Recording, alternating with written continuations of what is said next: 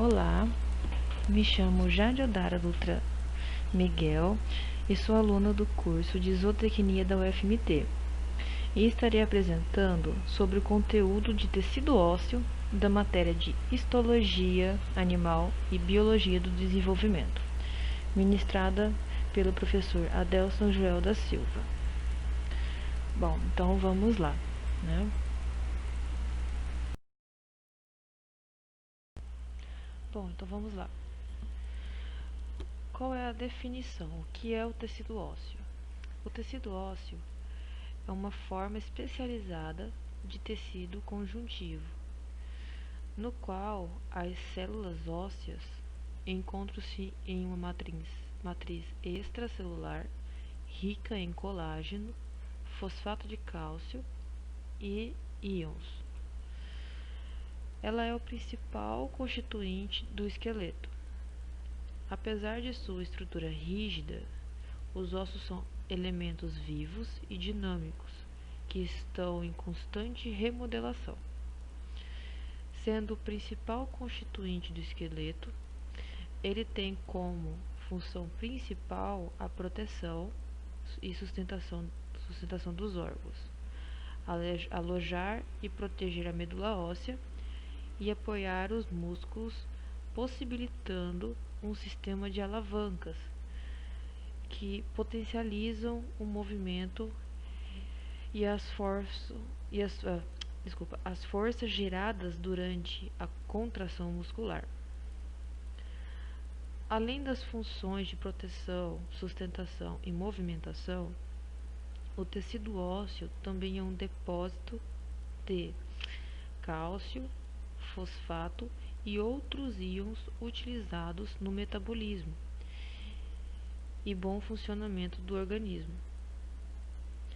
Assim como o tecido cartilaginoso, o tecido ósseo também é um tecido conjuntivo especializado, formado por células e matriz extracelular calcificada, chamada de matriz óssea. O tecido ósseo é constituído por 3 tipos celulares, que são os osteoblastos, os osteoclastos e os osteócitos. Nós vamos ver eles um pouquinho mais para frente. A classificação do tecido ósseo. O tecido ósseo pode ser classificado quanto à sua estrutura macroscópica, que são aquelas que nós podemos observar a olho nu, e microscópicas, que, como o nome já diz, só podemos observar com a utilização de microscópios. Quanto à estrutura macroscópica, o tecido ósseo pode ser classificado em osso compacto e o osso esponjoso. Nós vamos ver aqui um pouquinho para frente aqui. Nessa imagem, nós podemos ver o osso compacto aqui. Essa seta amarela indica bem, mas tem aqui o nome, né? Osso compacto é essa parte do osso mais densa. Ele é formado por partes sem cavidades visíveis. Esse tipo ósseo estão relacionados com proteção, suporte e resistência. Geralmente são encontrados nas diáfises, né? As diáfises são aquelas hastes longas dos ossos, né? Como podemos ver, esse pedaço mais longo do osso é a diáfise. E também pode ser classificado, o tecido ósseo pode ser classificado como tecido ósseo, como osso esponjoso, desculpa. Ele é formado por partes com muitas cavidades intercomunicantes. representa a maior parte do tecido ósseo dos ossos curtos, chatos e irregulares.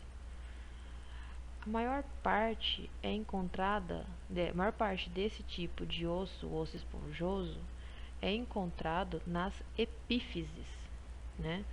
O osso compacto é encontrado na diáfises e já o osso esponjoso na epífise, que é as extremidades alargadas de um osso longo. Como nós podemos ver, é a parte mais apical do osso.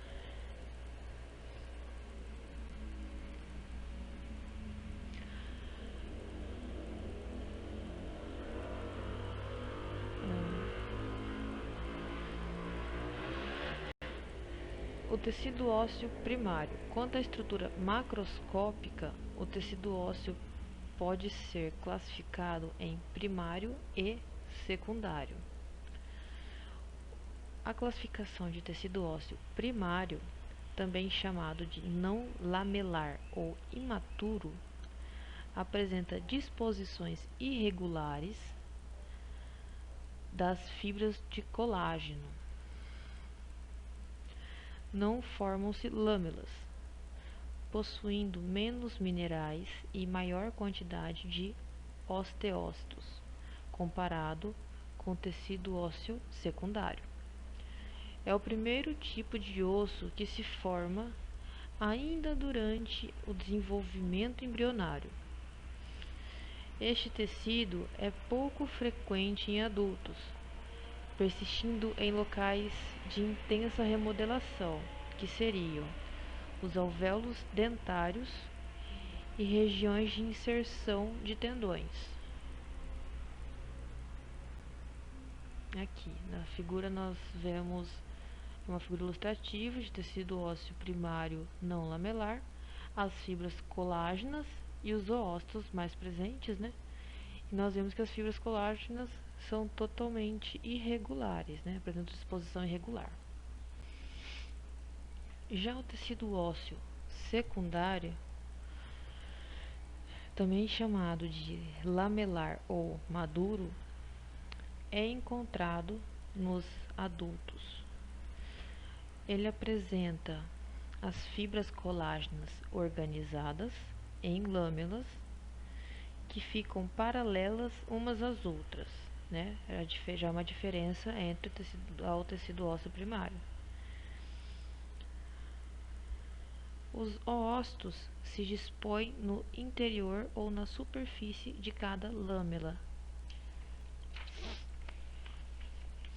Esse tipo de tecido é composto por um conjunto de camadas de lâmelas circulares, concêntricas e com diferentes diâmetros, que são chamadas de sistemas de Harvey ou sistema harvesiano.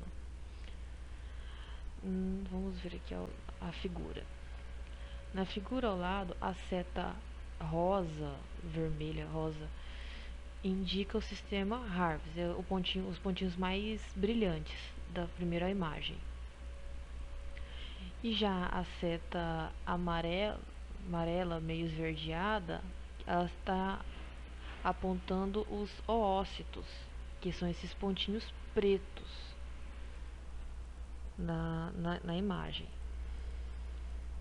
E na ilustração ao lado de tecido ósseo secundário lamelar, dá para ver claramente a diferença pela disposição das lâmelas, formado em lâmelas, e da posição dos oócitos. Composição do tecido ósseo. Vamos lá.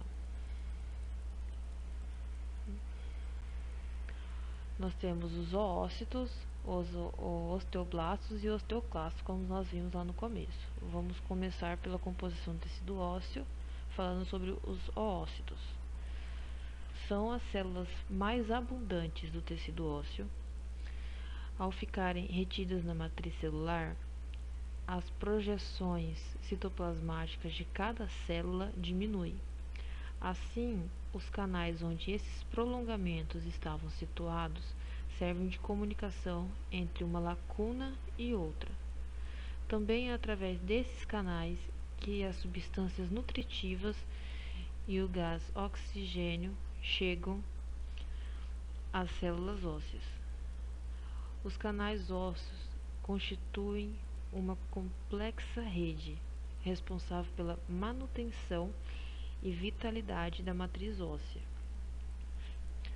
Sendo células quiescentes derivadas dos osteoblastos, que uma vez terminado o seu trabalho de síntese, se recobrem de um conteúdo mineral e se situam em cavidades, lacunas, possuem eles prolongamentos citoplasmáticos, fazendo uma verdadeira rede de comunicação com os outros oócitos.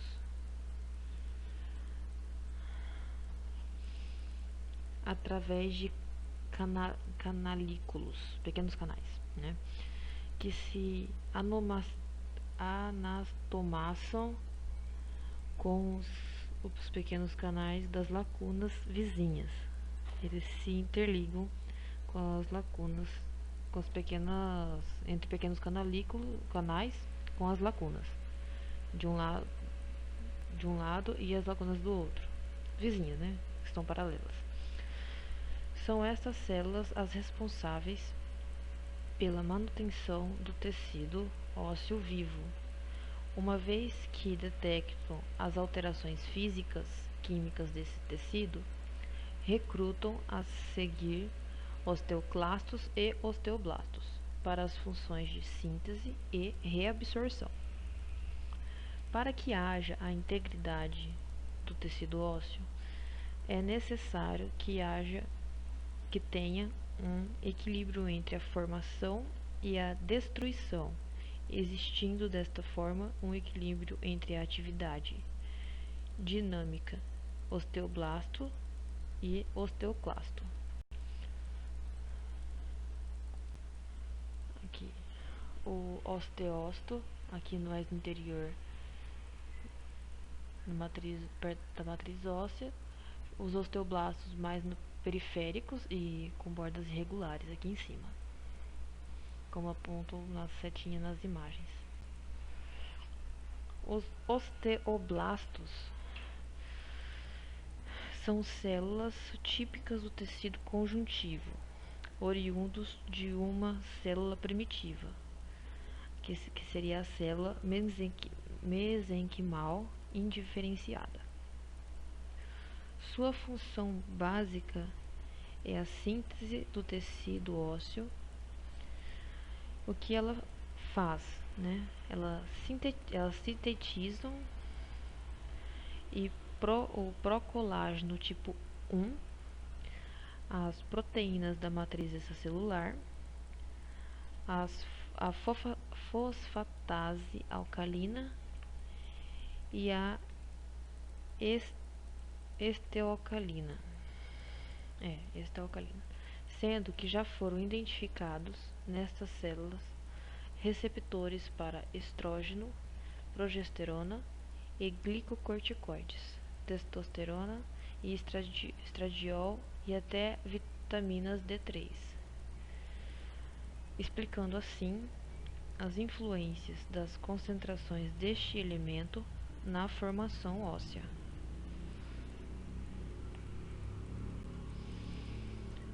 E por fim, o osteoclastos. Aqui agora é a imagem mostrando o osteoblasto na célula. Esse pontinho mais escuro, mais avermelhados na célula. E por fim agora os osteoclastos. Os osteoclastos são as células originárias do tecido hematopoético, sendo derivadas de colônia de células formadoras de macrófagos. Sua função basicamente é a de reabsorção óssea. é da responsabilidade do osteoclastos uma célula que apresenta bordas, é a característica do osteoclasto uma célula que apresenta bordas irregulares que aumenta a sua superfície de contato, aderindo-se assim à área em que será realizada a reabsorção óssea.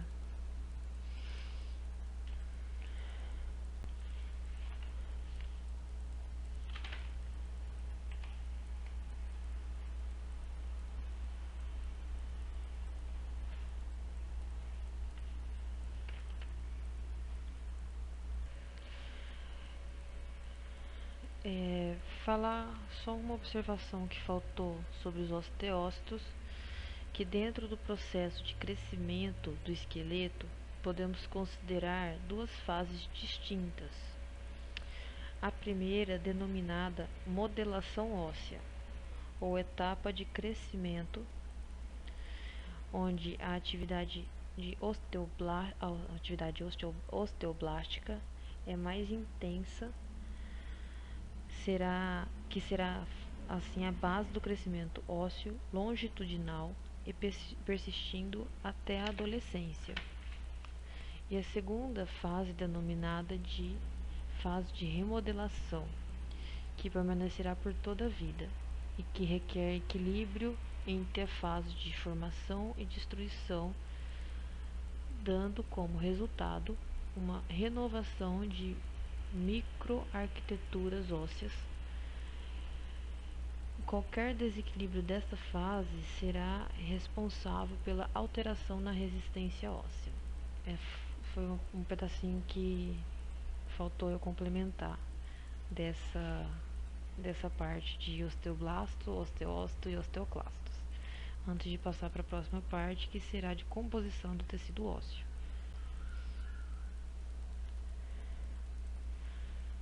Composição do tecido... não é composição do tecido ósseo agora. Agora é sobre histogênese do tecido ósseo.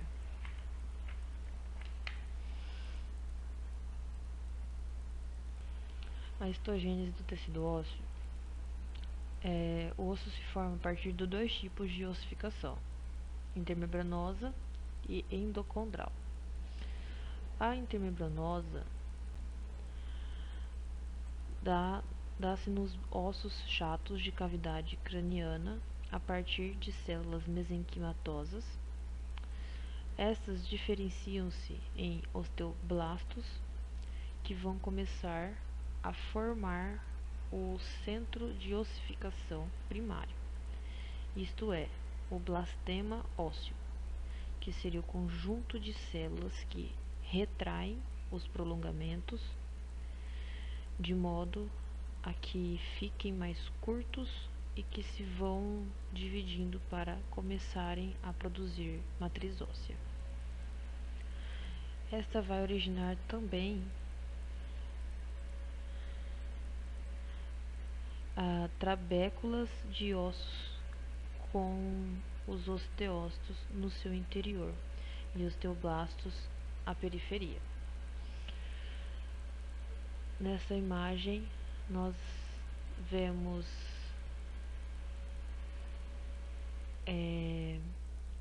a setinha mostrando onde está a presença dos osteoblastos, né, bem nas periferias,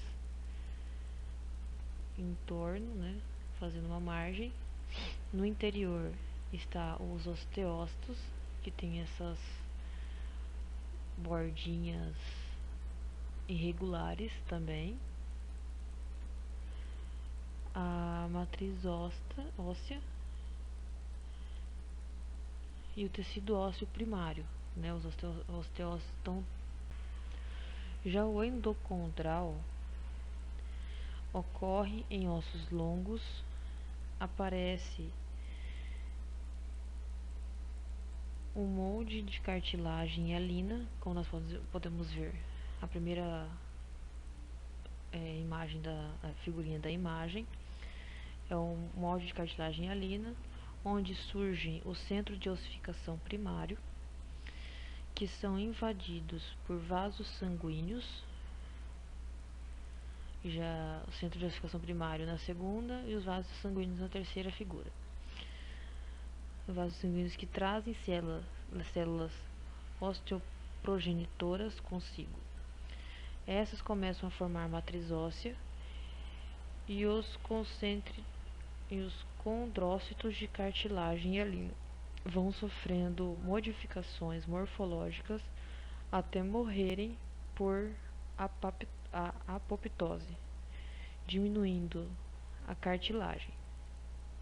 À medida que se forma a matriz óssea,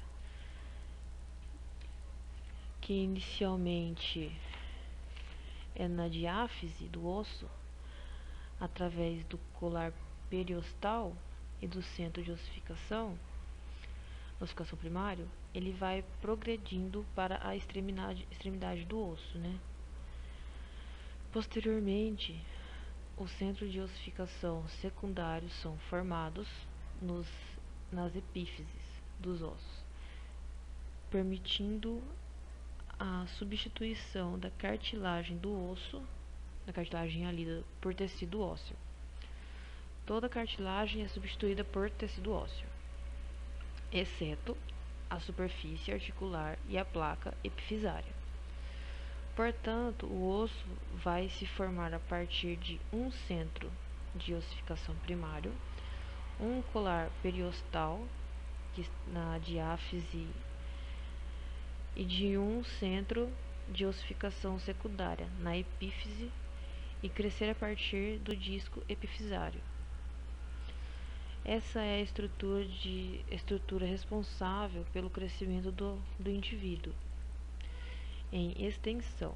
Com o passar dos meses, ele vai sendo substituído por tecido ósseo até seu fechamento completo.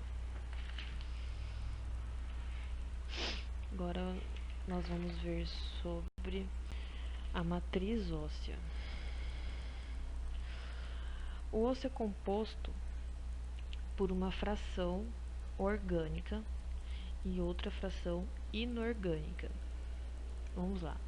A fração inorgânica ou não proteica representa cerca de 50% do peso da matriz óssea, sendo composta principalmente por íons de fosfato e cálcio.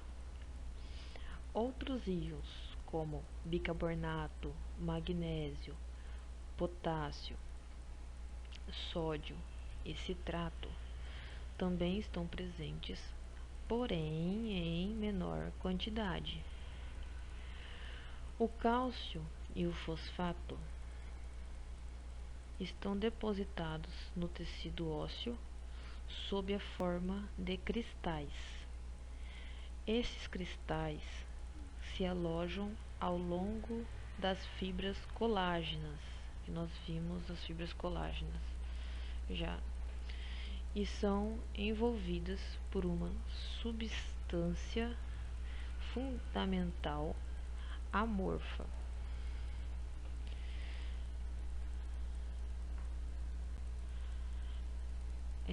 Já a parte orgânica, né, a fração orgânica da matriz óssea é formada por fibras colágenas, representando 95% de toda a matrix, sendo responsável pela capacidade plástica dos ossos. A associação das partes orgânicas com as partes inorgânicas, que são responsáveis pela dureza dos ossos. A manutenção dos níveis normais de cálcio sanguíneo depende da ação de dois hormônios que agem antagonicamente nos ossos. Esses hormônios são o paratormônio. O que seria o paratormônio? Qual seria a sua ação? O paratormônio, ele provoca a mobilização de cálcio através de uma reabsorção óssea. Ponto. Já o outro hormônio é a calcitonina. Enquanto o paratormônio mobiliza cálcio através de uma provoca a mobilização de cálcio através de uma reabsorção óssea, a calcitonina age suprindo a mobilização de cálcio dos ossos. Então, enquanto um provoca a saída do cálcio para a reabsorção óssea, a calcitonina age suprindo essa saída, essa mobilização de cálcio no osso. Aqui é uma imagem da matriz óssea, né, com o ósseo indicado. Nas extremidades nós vamos encontrar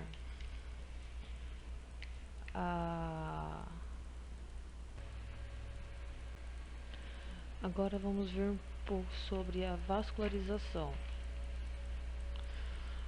O osso conta com uma abundante irrigação sanguínea, pois necessita de uma constante assimilação de elementos nutritivos e minerais, sendo por isso que a superfície de cada osso é irrigada pelas artérias periósticas que percorrem o periósteo,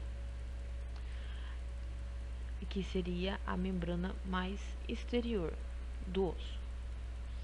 Por outro lado, a parte interior do osso encontra-se irrigada por uma ou várias artérias nutritivas que penetram no osso e o subdividem em inúmeras ramificações finas que sulcam os canais do sistema de Harvey, proporcionando elementos nutritivos e minerais a todas e a cada uma das células. As veias que recolhem os resíduos fazem um percurso semelhante ao das artérias. Aqui vou mostrar. Nessa imagem nós vemos o canal de Harvey, os osteócitos, né? O periósteo, que nós podemos ver que está até mais levantadinho do lado esquerdo aqui, como se fosse uma folhinha. Essa é o periósteo, que é a camada que reveste o osso. Nessa seta vermelha nós vemos, vou mostrar mais para frente, que são os canais de Volkmann, né? E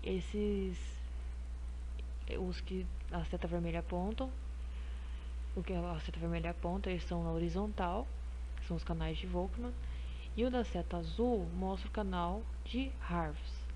O sistema de Harvey é o conjunto entre canal de Harvey e canais de Volkmann, que eu vou falar mais para frente, mais detalhado um pouco. E essa é a projeção da vascularização óssea. Aqui, sistema de Harvey.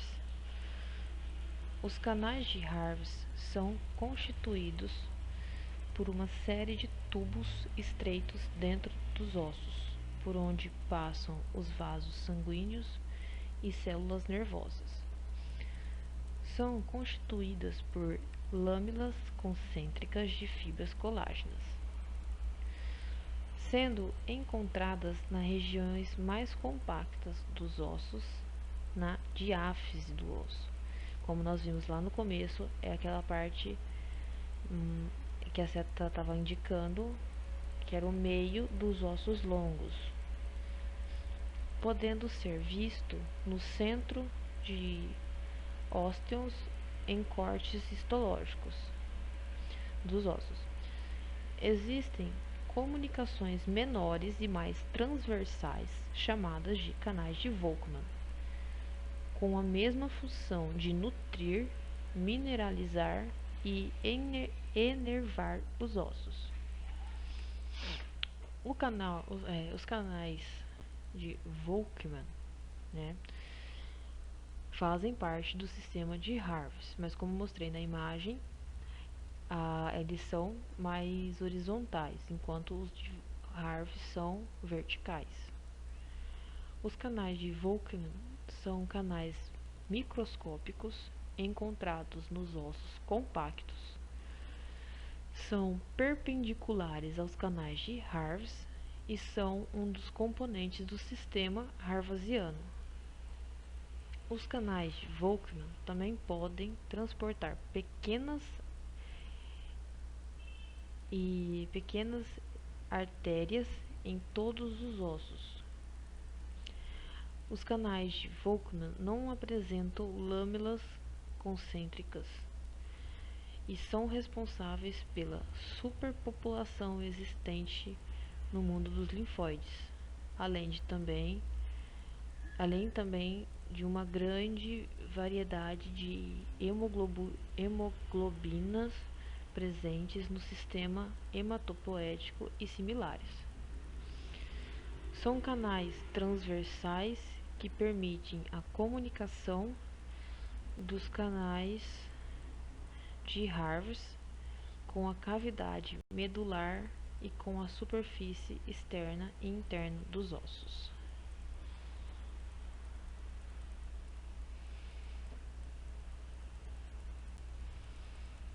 Aqui, nessa imagem, ela é bem autoexplicativa, né? Que eu achei melhor colocar as setinhas e já pegar uma imagem com as setas indicando e os nomes, mas dá para nós vermos aqui no canto inferior direito o canal de Volkmann e a setinha indicando a um canal como se fosse uma ponte, forma até a imagem inteira forma até um H, e esse meio, essa ponte é o canal de Volkmann. A imagem toda, esse H inteiro, é o sistema harvasiano, que é composto pelo canal de Volkmann e os canais de Harvey. A maior diferença entre esses dois canais é que os Volkmann não apresentam lâminas concêntricas, né? E os de Harvey apresentam. Bom, essa foi a minha apresentação sobre o tecido ósseo e sobre a composição dos ossos, né? E essa é a bibliografia do material pesquisado para a realização deste trabalho. Obrigada.